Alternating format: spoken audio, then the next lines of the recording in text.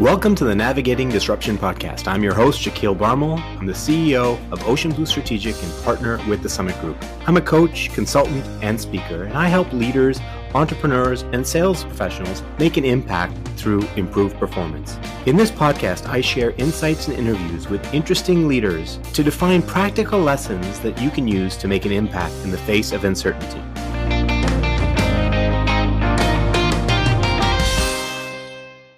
We are proud to be supported by the Summit Group, helping companies to increase revenue, deepen customer relationships by moving from sales excellence to business relevance through transformative and engaging learning experiences.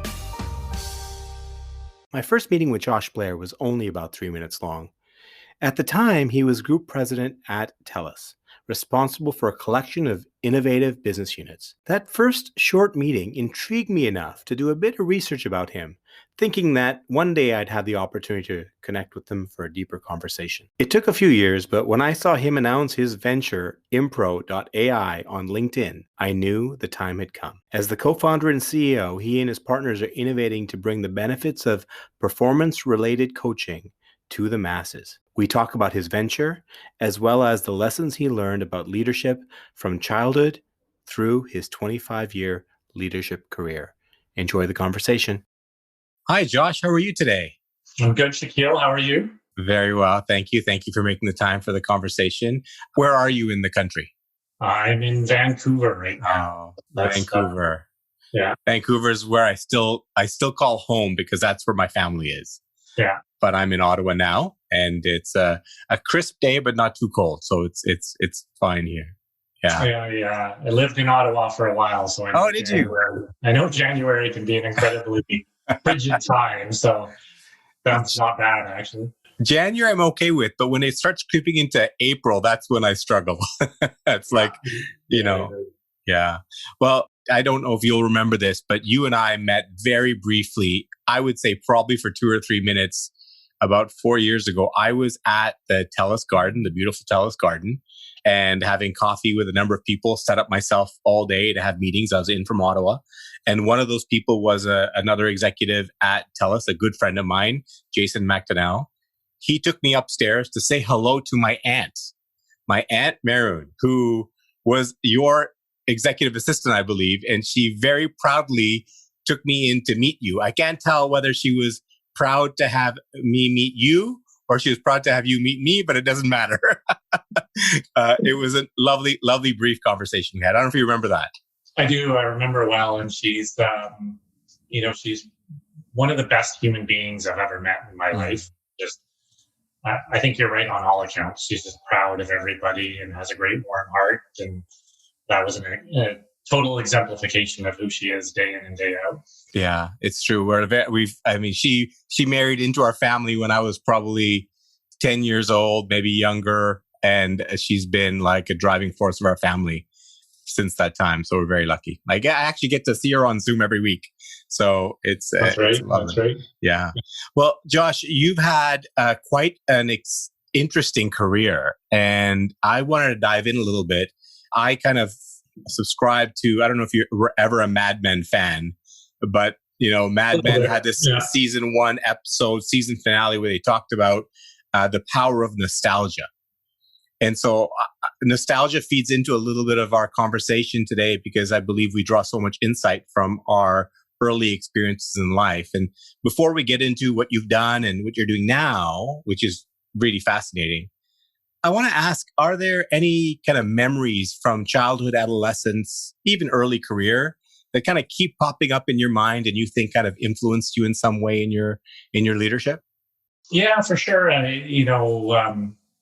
Growing up in my family, for some reason, I was often the moderator in between people who had different perspectives or different ideas. And I have no idea why I fell into that role, but I did at an early age. And that's definitely carried with me throughout life, that ability to really listen and understand different perspectives and try to find win-wins in various situations. And I'd say that's one of the things that has made me is just trying to learn as much as I can, not jump to action too quickly, but then In the early parts of my career, I learned the opposite, where if you don't jump to action quickly enough, that's an issue too. So finding that balance, I think, of learning, listening, and forming your own opinions, making decisions quick enough and moving forward has been. So that's interesting. So like you're going back to like playground type stuff, or with your friends, you'd be the one brought in to kind of smooth things over and solve the issues. Yeah, friends and even family. It's just a role I fell into for whatever reason. And there's a lot of psychological research now that we're all products to a degree of our early years. So I think that was one of the things that made me me. Yeah, that's very cool. So that's interesting because you have that kind of that wiring in your, I guess let's call it DNA, but in your origin story. But then you chose a very technical path for your education. And I assume the beginning of your career. Why don't you tell us a little bit about the choice of studying engineering? Yeah, to be honest, it's a bit of an uninspiring story. I didn't really know what I wanted to do coming out of high school, going into university.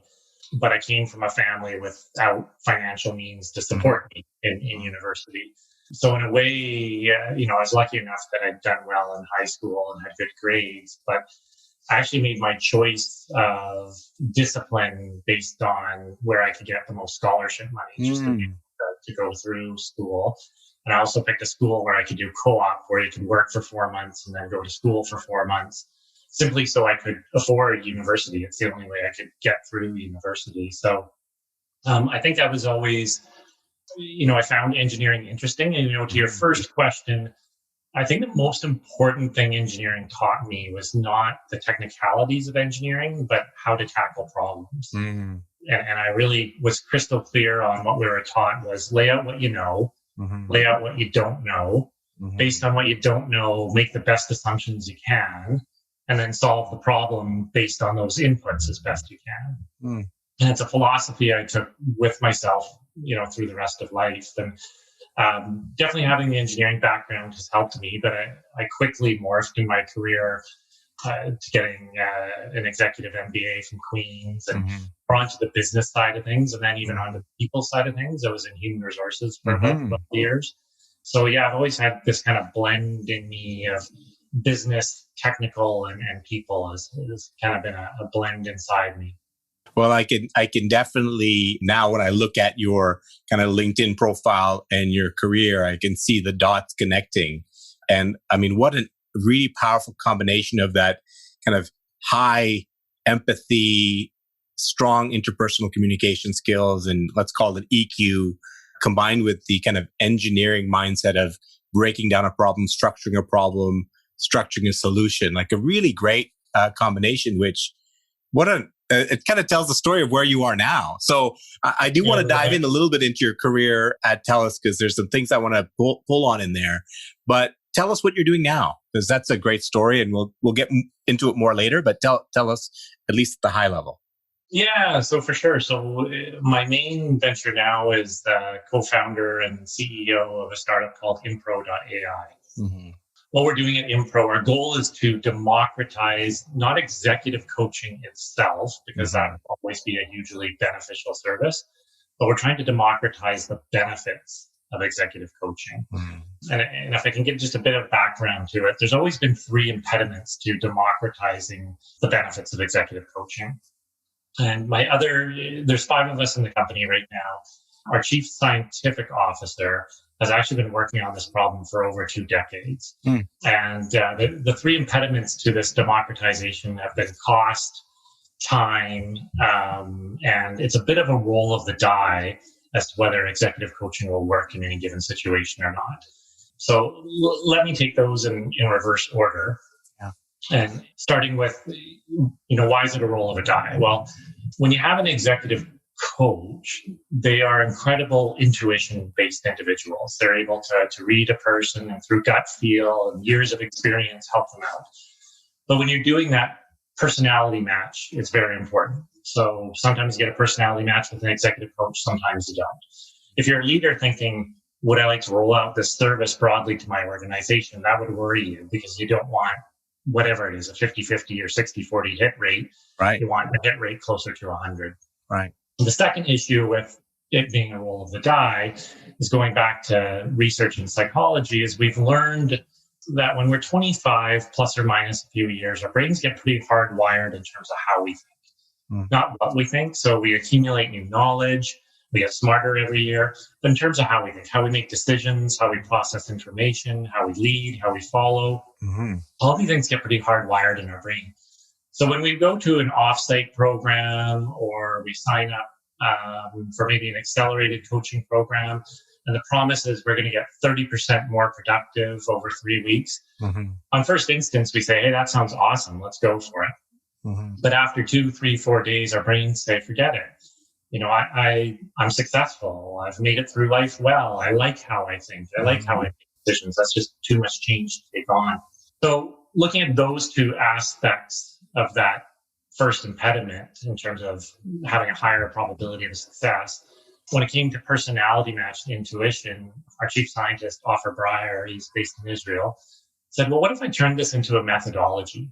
And it was no longer intuition and gut feel, but a specific methodology that any professional with a good career and good experience could follow in coaching an individual. And this is not, by the way, we're not life coaching. We're specifically focused on performance coaching, helping you be a better performer in your role. Yeah. And so we did, through a lot of trial and error, in my mind, coming from engineering, a lot of applied science, he got to the point where it is a repeatable methodology that works. And then on the resistance to change, he said, well, what if I could break this down into bite-sized chunks that were literally 5 minutes a day or less? And the beauty of that is we're only asking you to change your thinking maybe 0.1% a day. Yeah. It's a microscopic change each day. And your brain no longer resists it. In fact, you get some endorphins from implementing little changes that work. You get excited about it and you implement more and more. But lo and behold, all of a sudden, over 6 months, over a year, you are 30% more effective. You are 40% more effective. I like to say, we all know that when it comes to physical exercise, a daily routine is far superior to a once a week routine. So why wouldn't we do the same with our brains? So that's how we got over the first impediment. Second impediment is time. If you're a senior leader, again, thinking about rolling this out broader in your organization, you might not want all of your people spending an hour or two a week with a coach. It's a big time commitment. It's hard for people to carve into their already too busy calendars. But now that we've married Offer's methodology of 5 minutes a day or less with technology, we have a great crack the code on the time. So your first session with one of our coaches is going to be a video session or face-to-face if we get back to that part of the world post-pandemic. And you're going to build that trust with her or him. After that, most of your interactions, not all, but the vast majority of your interactions are going to be over our app. And so your coach might be asking you over the app a really tough question that causes you to think deeply, might be asking you to reflect on something that's external to your world, but the analogies would apply to your world, might be asking you to commit to a new course of action, many other things that are built within our methodology. But now, because that's over an app, you can answer asynchronously. So you can answer first thing in the morning, you can answer before you go to sleep at night, you can answer while you're out for a walk, while you're on your lunch break. All that to say, this is no longer a big time drain and big time inconvenience in your day. So we solve that impediment. And then the third impediment is cost. As everyone knows, a good executive coach is $500, $800, $1,000 or more an hour. Our solution is going to be $300 US a month. It's $800 an hour, $300 a month. It's really a breakthrough on the cost. So that's how we've gone about democratizing the ability to get the benefits of executive coaching. Oh, that's very cool. And I have to ask, how did you come across this opportunity? Like, what was the impetus to get into this role as co-founder, as a CEO? How did that work? Yeah, I had another good friend who just loves to connect people. And he's really neat how he does that with a lot of graciousness. Anyway, that's how I met Offer. And I got quite intrigued with Offer, particularly because he has a company that is redefining the education system for K through 12. And redefining it such that it's more based on gamification and visualization, which is how kids learn now. Yeah. The Czech Republic's already widely implemented his system, and there's other countries in the process of implementing it.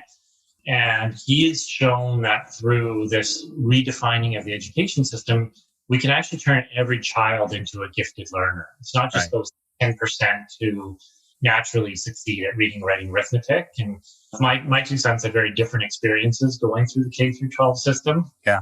So I'm a big believer in it's, why not modernize a system that I think it's due time for modernization. Yeah. We've been pushed into it anyway, right? So Exactly. So I had actually said to Offer, I'd love to help you with your education company. And he came back to me and said, are you serious? Would you like to help me? And I said, yeah. And he said, well, the best way you could help me is not by helping me with the education company at all. And I said, oh, that's intriguing. Tell me more. Said, well, my challenge with the education companies, there's a lot of countries that can't afford to implement it. So I'd love to have a source of money to help those countries implement it.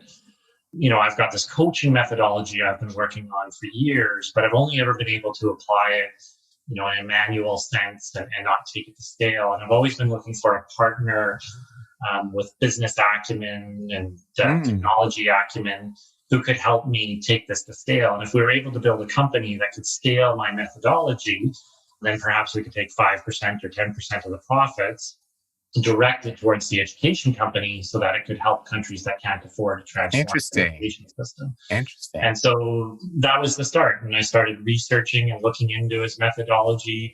I should say methodologies because there's multiple of them.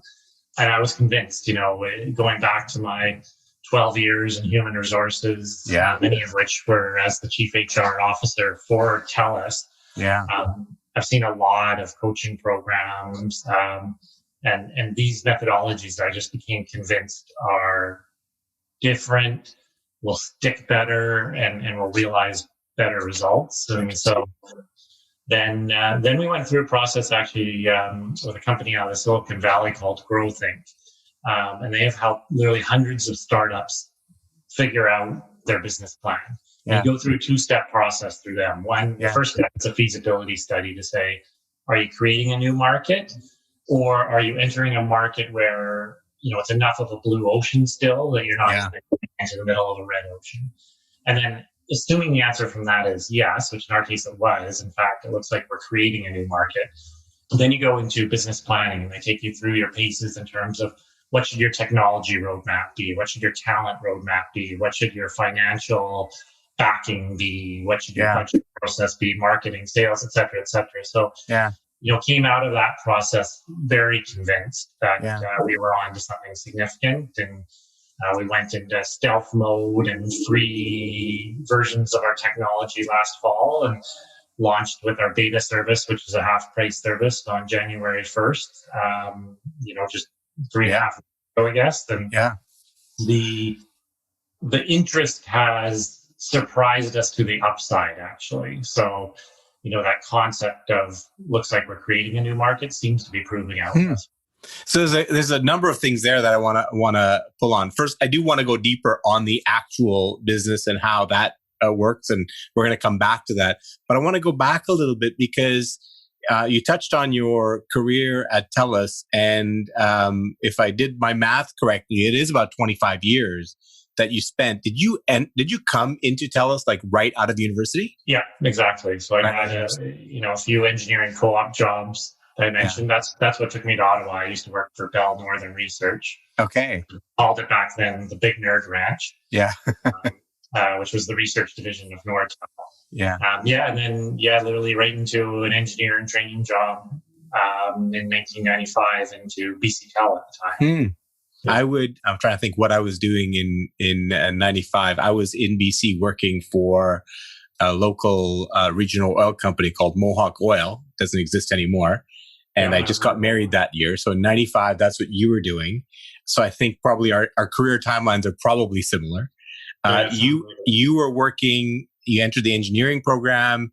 I would think that you'd be at a bit of an advantage over your kind of peers at that level in your career because of your focus on people and empathy and that kind of thing. Did you experience that? Did you see that actually manifest itself in your early career? Yeah, it's interesting. I wouldn't. It's a great question. I wouldn't call it an advantage, but I was abnormal, if I can put it that way, in the sense that I wanted to learn more about how the business worked and why it worked, and who our customers were, and what they cared about and didn't care about. And most of my peers in the engineering world kind of saw me as a bit of an oddball associated with that.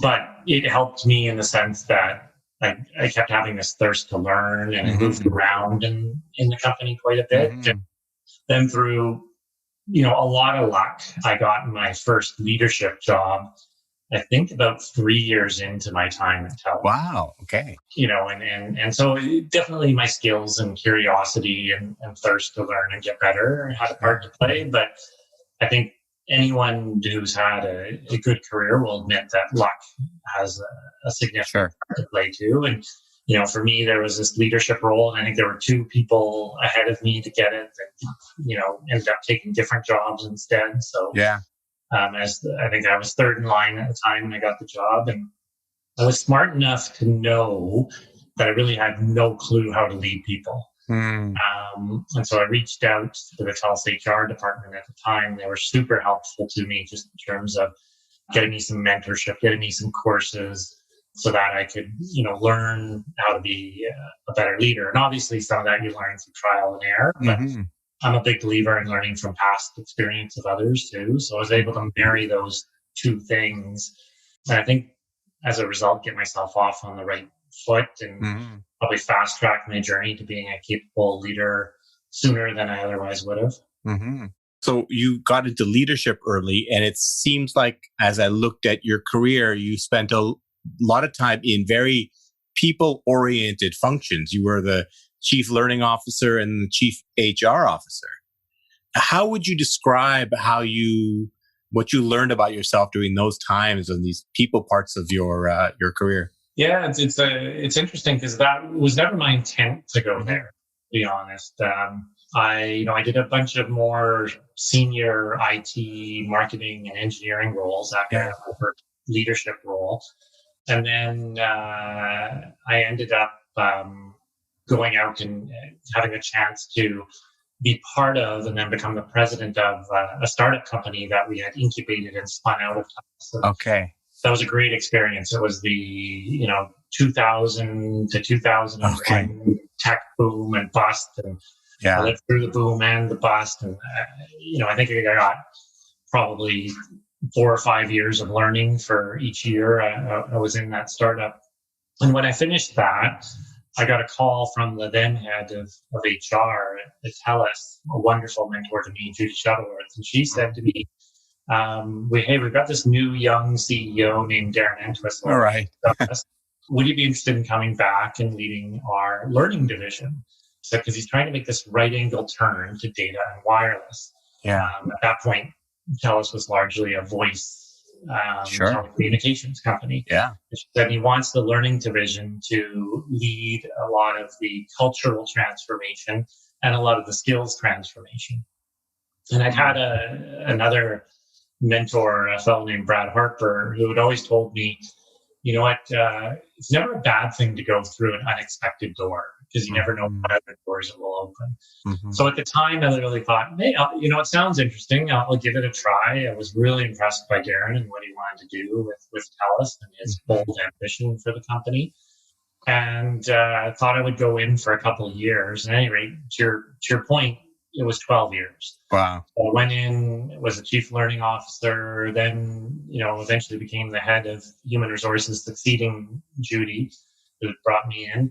And I just found it was a fascinating field, to understand leadership and how to leverage and drive leadership throughout a bigger organization such that you could achieve greater things and greater scale.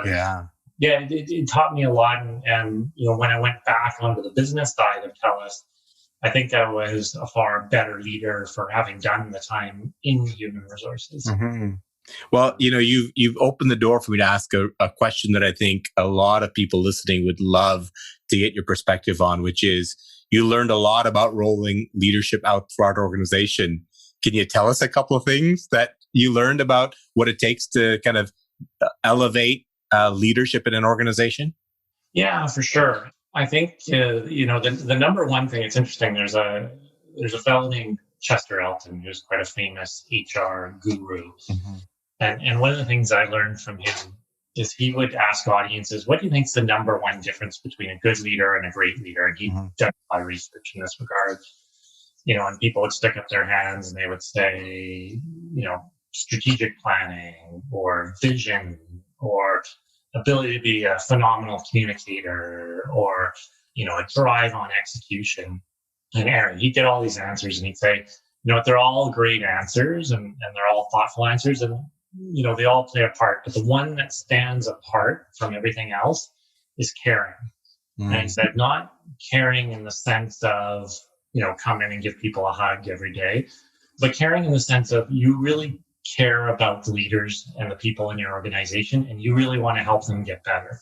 And in some cases that might be being the person who gives a hug because the person needs it on that day. Yeah. In the other extreme, you might have someone who needs a kick in the ass and, isn't doing the best they can and needs that. But just caring and getting to know each individual and helping them become better on a personalized, individualized basis is what's going to help elevate leadership in an organization. And then I think, or more broadly, it's giving people the tools to become better leaders. And, a lot of times we throw people into a leadership role because they were the best at the technical aspects of their job. And because they were the best at their job and we wanted to pay them more, we thought, okay, well, let's make them the leader of that area. Yeah. But often we just say to leaders, okay, learn on the fly and become better leaders. And I kind of go back to my own journey we talked about a few minutes ago. Yeah. I think, it's really, you really need to give people the tools. So yes, life experience on the job experience is super important, but having the tools to learn and the mentorship and the guidance. And I look at Impro, and I think it's a beautiful tool to help people become better leaders. So those would be the two to me. If there's a leader driving the leadership growth that really cares about it and cares about the people, and if there's tools in addition to on-the-job experience, I think that makes all the difference. That's a great combination. I think there's a lot there to dig into, but thank you for sharing that for us. One of the things that also struck me as you were describing your shift to this new startup is when I look at your career at TELUS, you were basically leading a number of very important business units, TELUS Business, and I may be getting the names of the organization, TELUS International, right? TELUS Ventures, you're involved in TELUS Ventures as well? Yeah. And so these are all kind of almost like, I guess in some ways, startups within a larger organization. But then when you left TELUS and you're starting Impro AI right now, which is a startup, you've done a lot of startups, you're starting another startup. I kind of heard that you still went back through this process of almost learning again and getting another education in startup. So you've had years of experience starting up companies or divisions, and you're about to start up, or you did start up. Tell me about your decision to go through another learning process on starting up. What was the thing that motivated you there? Yeah, I guess it all stems from I have this drive inside me to be constantly growing and learning. And that was at the root of why I decided to step down from my day job to TELUS. And of course, I've got some connectivity back to TELUS still through my chair of TELUS International role. But, I gotten to the point at TELUS where I'd been at the executive level reporting to Darren for 12 years. And I just felt like I wasn't challenging myself anymore the way I wanted. And that I kind of wanted a new set of challenges and a new set of learning. And so it was a very structured process and long, thoughtful timeline, my step down from TELUS. And then, I had the startup experience, as I mentioned, in 2000 and 2001. And it's a very different experience. And so you're right. I got the wonderful opportunity to lead and do a bunch of startups inside of TELUS and help take them to the next level, and put phenomenal leadership teams in under me that led those teams so spectacularly. But as I was coming out of TELUS, there was something inside of me. I didn't know exactly what I wanted to do. I knew I wanted to be challenged, and I wanted to grow in new ways. But there was obviously this small flame inside me that once I had the chance to have, a broad landscape to think about where could I go next, the startup fire started to spark inside of me. So, if you look at kind of the three things I'm doing beyond TELUS International in Impro, I'm a partner in a venture capital firm that's funding startups in the digital health space. Yeah. And then I'm helping a company called Carebook as its vice chair, which is also, it's a digital health startup. All this just, crystallized for me. Hey, this is where I'd like to spend, my next amount of time. I don't know how much time that is. Yeah. It'll be a good chunk for sure. Yeah. But it's an area where there's a lot of learning, and the venture capital aperture gives me the chance to see a bunch of different startups and how they do what they do, and the mistakes they make and the successes they have, and then going through that process with growthing was important too, in terms of leveraging. Literally, they've helped hundreds of startups to either make the choice that no, this is too big of a red ocean, it's not worth going into, or hey, we're onto something here, but let's do it right. And so learning from their experience in terms of all the mistakes they've seen made and the successes that they've seen occurred help. So you're right. I think I've got a lot of good experience and tools to bring to the table, but I think I'm a huge believer in, you got to stay humble, and you got to have humility, and gain new knowledge and new ideas, and surround yourself with people who are better than you in their domains. And so you're right. It definitely has been a learning process over the last year, but there's a lot more to learn. But that was the first thing that came to mind as you were talking about this, going through this process of learning to do a startup and getting that support. Was the first thing that came to mind was humility, that you knew there was a lot you didn't know. Even though you knew a lot, you also recognized there's a lot you didn't know. And the other thing I picked up was this constant drive to learn. And if I think about the next kind of phase of leadership in organizations right now, those seem like two very important qualities: the quality of humility and the quality of recognizing that we're always learning, because the future is uncertain, and you need to continue to learn. And I've seen I couldn't agree more. It's funny. It makes me think of whenever I'm interviewing for leadership roles, whether that's in one of my board capacities now or with our startup or whatever. One of the mistakes I'll always ask people, one of the questions I always ask people is, tell me about 2 or 3 of the most significant mistakes you've made in your career. And it's getting to exactly what you're saying, right? Which I believe so wholeheartedly. Like, if someone has an element of risk taking to them, but also has an element of humility in them and continuous learning, you'll get a wonderful answer to that question. On the other hand, I'll often get an answer to that question, well, I can't really think of any, or, I haven't made any mistakes that have been significant. And to me, that's a bit of a turnoff, to be honest. I'm more interested in the person who's taken some risks, but is humble enough to say, I made a colossal mistake, and I had to quickly learn from it and get better from it. And this is how I did. And long-winded answer to say, I totally agree with what you're saying. Yeah, absolutely. I mean, it comes down to, I've spent a little bit of time over the last couple of years studying the whole concept of leader character. And it really is that, isn't it? It's this humility, the vulnerability, the ability to learn, the ability to be honest with others, to recognize that maybe you know more than I do about that. It's all elements of character. Yeah, I agree. I think, coming out of the Second World War, command and control was the natural leadership style. And I think you're right. I think we're evolving more to the servant leader, or the humble learning leader, whatever you want to call it.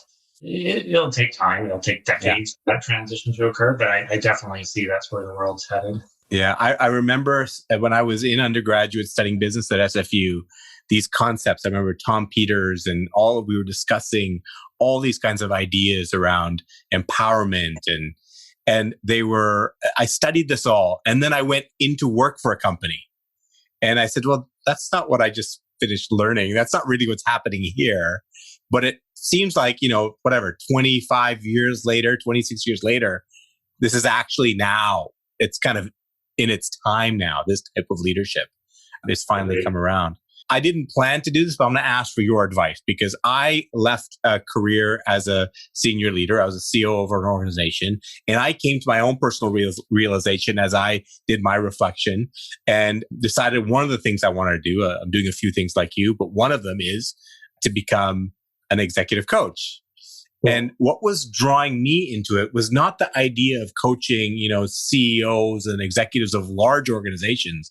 What was exciting me was about coaching kind of up and coming young professionals, managers, directors.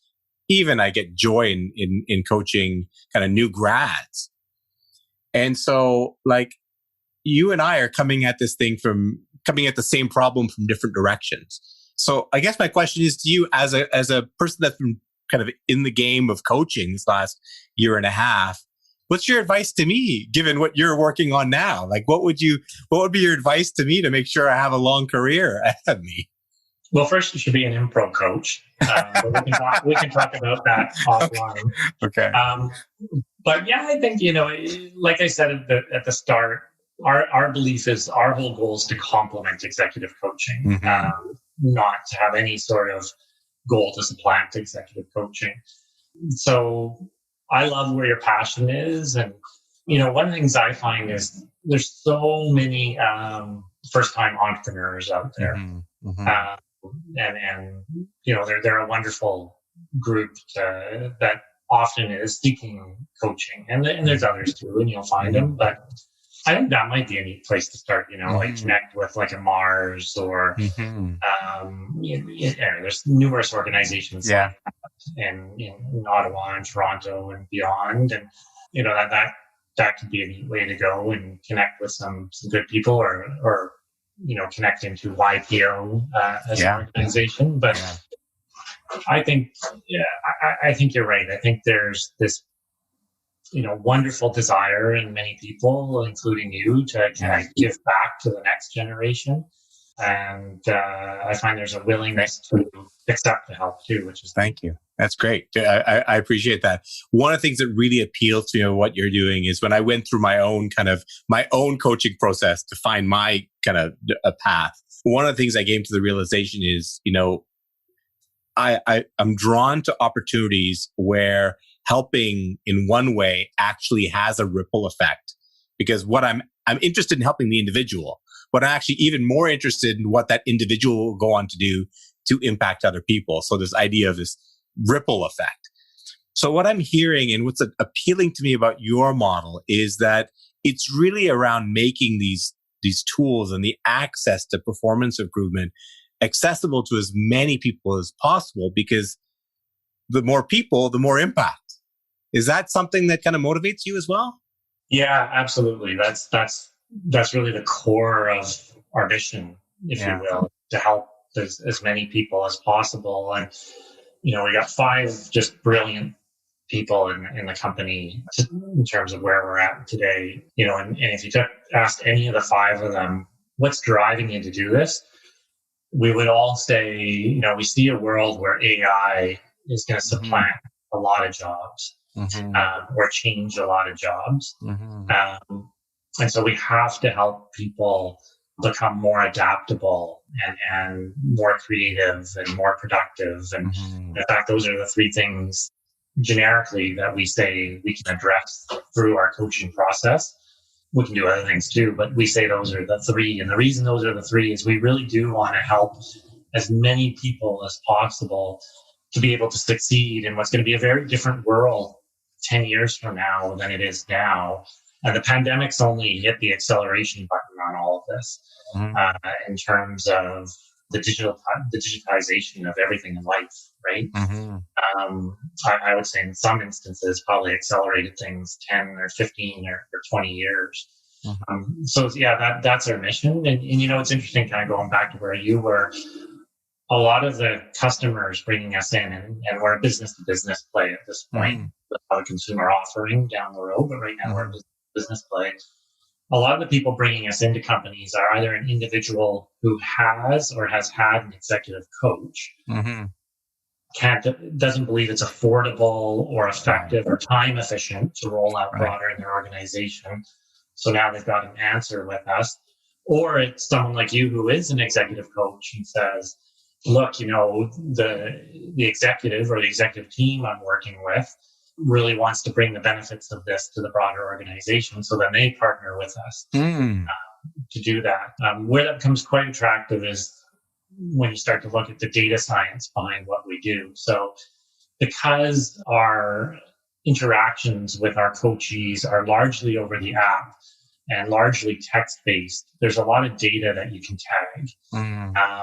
And the reason we do that is for our data science, which today is manual data science, but we're in the midst of building an AI engine that will help us with this work, is we're looking for patterns. So in individuals, we're looking for patterns of behavior, and we all have them. We've all got productive patterns and we've all got counterproductive patterns. And after 2 or 3 months of working with an individual, we can start to see some of their patterns. And when you can raise to their consciousness what their productive patterns are and what their counterproductive patterns are, it just realizes some incredible breakthroughs for them. Like some of the stories of our users have been incredible. But then also, we can start to see patterns across a team or across a company.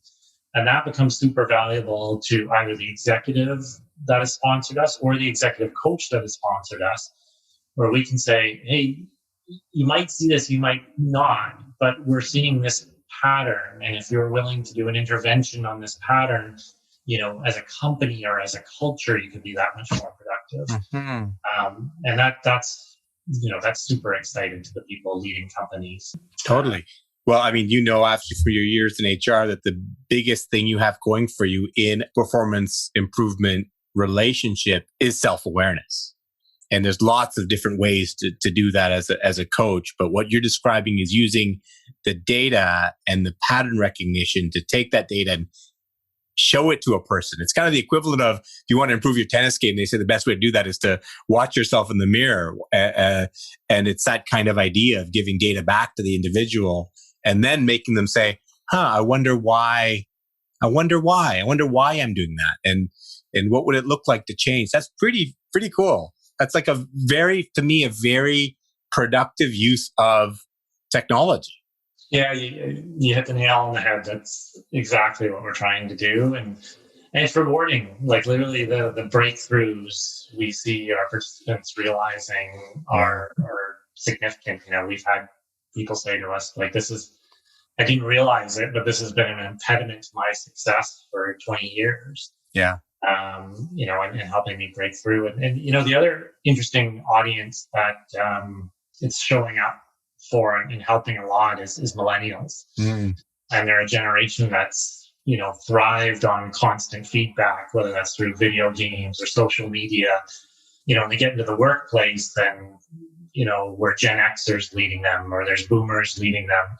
And we have a high discomfort with giving continuous feedback, right? Sure. So we've had a lot of companies with, you know, high performing or just millennial employees in general say, hey, you know, this is just exactly what we need because we got, you know, these up and comers looking for more continuous feedback. We're not good at giving it, but if they could work with a coach on a daily basis, man, and then we'll be cooking with fire. So amazing. Well, we're into our last few minutes here, and in this time, I want to ask you if you could share with us the picture in your mind of a world where, you know, as many people as want it have access to this kind of coaching. Fast forward for us 5 years from now, what does the world look like? Our society look like if everybody has access to this type of service? Yeah, I think it's needed. I think it's needed on the order of millions as opposed to the order of thousands, if not a higher order than that. And I go back to, I think AI is going to be such a disruptive force in the world. And I think the workforce around the world needs to be able to work alongside AI as opposed to in roles that are binary AI or not AI. And I think, the world's going to be much more AI assisted, but still human led and human driven. And that's our goal, is to, help millions of people around the world to be just as productive in what the world will become over the next 5 or 10 years. Yeah, awesome. And let's say, for an individual company that fully embraces, I mean, you use the words adaptable, creative, productive. Fast forward what that would look like for an organization that fully embraces your services in 5 years after. What would that look like in a perfect world? Yeah, I think a couple of thoughts. One is just going to enable that organization to operate at a whole different level. I think they're going to be able to outpace their competitors because there's going to be this incredible continuous improvement mindset in the organization that's going to be throughout the organization. And once you embrace a continuous improvement mindset, ideally it never stops, right? We can always get better. So it's not like it's something you do for 3 months and you're done. You can, but I think the best organizations will say, let's go on this journey for the long term. I think, from what we're seeing, the individual users love it. So it'll also create this loyalty and bond between the individual and their organization, given the organization is applying this. Yeah. I also think it'll help organizations solve problems they haven't been able to solve. Yeah. So I've had, some CEOs say to me, Josh, I've got an incredible group of high performers, but they just don't collaborate well. So in addition to productivity, adaptability, and creativity, I need your help cracking the code on that. And I could give many other examples, but to your point, I think 5 years in the future, you got organizations that are more in touch with their people, better loyalty-based relationships with their people, wowing their customers in new ways, outpacing their competitors and others. And I also think it could be a great benefit to not-for-profit organizations too, in terms of advancing their missions in a more productive way. Yeah. Well, I've got a picture in my mind. I imagine a world where instead of waking up in the morning and being driven to go to Facebook, LinkedIn, and Twitter to kind of check in on other people, check in on the news, and maybe post a little thing about ourselves. Instead, we wake up in the morning and check in on the Impro AI app and say, where do I need to focus my attention today? What do I need to learn? What can I do differently today than I did yesterday? I think that would be a wonderful world to see I guess, I don't even know if it's millions or billions of people that are using social media shift that attention over to themselves as opposed to kind of what else is going on. Yeah, that's interesting. I smile because that's our chief scientist's vision too. And yeah, I mean, isn't that going to be a wonderful world when we get there, in the sense that what can I do to make myself better? What can I do to make the people I support better today? Right? Yeah. Yeah. Josh, thank you for taking the time to share with me a lot about your career and your vision and hope and what you're doing about it. I do hope that we can stay in touch, and I know a lot of people will benefit from what you shared today. Thank you so much. Oh, thank you, Shaquille. Always a pleasure, and beautiful questions yesterday. That's the cornerstone of a good conversation. So thank you. Thank you very much. Okay. Awesome. Care. Awesome. Take care. Bye.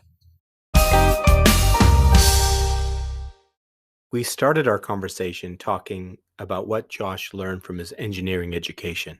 We talked about the engineering mindset, the ability to break down a problem, figure out what you can fix and what you can't fix, figure out what you know and what you don't know, figure out how to close the gaps, and structuring a solution. So he described all of this from the perspective of an engineering solution. But really what I heard him talk about was how he applied that mindset to leadership of people and leadership of self to grow. We spent a little bit of time talking about the characteristic that differentiated good leaders and great leaders. And he talked about leaders that care. And I think this is particularly interesting in this time where there is so much focus on careers and education in STEM, science and technology careers. They're going to be important given the world of technology and automation and robotics that we're in now and will continue to be in. But combine that with emotional intelligence, with empathy, and self-awareness.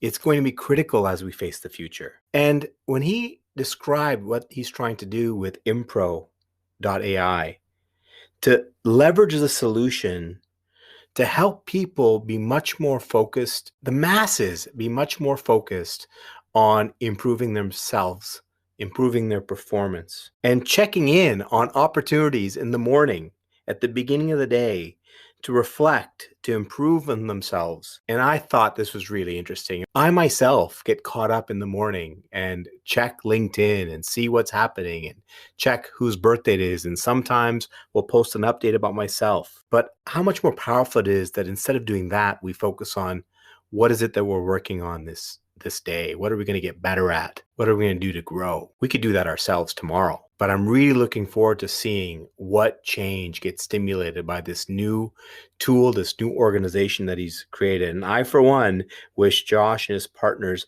much success, because if we're able to bring that kind of approach to millions, maybe billions of people all over the world, it's going to make life better for all of us. Have a great day. Thank you for listening. If you enjoyed this episode, please rate, review, or share it. I want to say thank you to one of my favorite bands, Late Night Conversations, for sharing their song Chaos with me and letting me use it in this episode. You can learn more about them on Instagram at LNC Connected. And here's more of their song Chaos to take you out.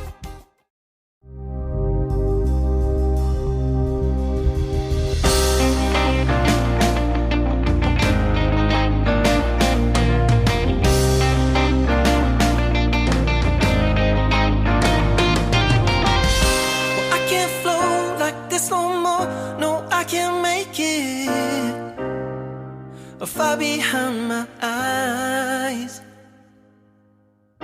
mediation, suffocation, it'll break me. Information in the skies. But when your eyes finally found mine, you were there, but I'm defined by the chaos in my mind. I believe what I perceive is a weave tearing at the seams, and I wonder what's behind. And my ears are bleeding, and the reason isn't the logic of the season, taking the pleasing from my soul and leaving me to die. And I feel the lacing, LNC like racing, unstationary animation taking me from the purpose of my life.